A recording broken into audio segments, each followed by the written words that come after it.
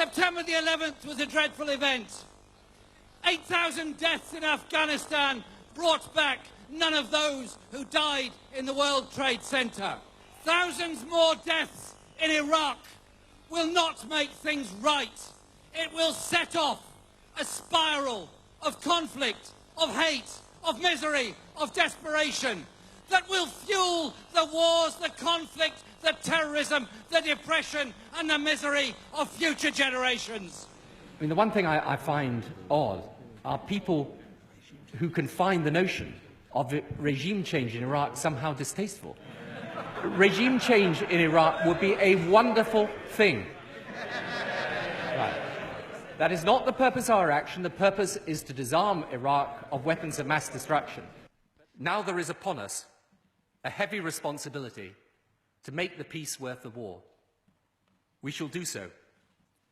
We shall do so not in any spirit of elation, still less of triumphalism, but with a fixed and steady resolve that the cause was just, the victory right, and the future for us to make in a way that will stand the judgment of history. That we question the strategy of our foreign policy.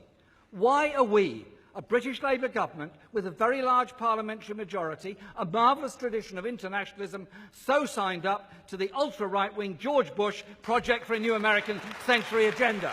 This is the right moment for us to stand firm with the United States of America in defeating terrorism wherever it is and delivering us safety from what I genuinely believe to be the security threat of the early 21st century. We return to the sober and ugly reality of what is happening through terrorism in Iraq, terrorism designed specifically to thwart the will of the international community because our forces are there with full United Nations authority. He has paid a very high price for it, but the people of Iraq have paid a much higher price. Responsibility, but not a regret for removing Saddam Hussein. I think he was Be quiet, please. I think that he was a monster. I believe he threatened not just the region, but the world. And in the circumstances that we faced then, but I think even if you look back now, it was better to deal with this threat, to deal with it, to remove him from office.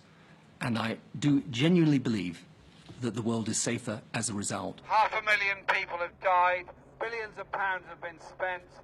Another war is still going on in Afghanistan, and we have the Chilcot inquiry still going on. The point is that we need to know the truth. Underestimated profoundly the forces that were at work in the region and that would take advantage of the change once you topple the regime, and that's the lesson. And is it your job to apologise or Tony Blair's? Well, Mr. Blair must speak for Mr. Blair. I know what I did in the run-up to the Iraq War. I know what opposition I mounted to the Iraq War, and I've seen the consequences of that Iraq War.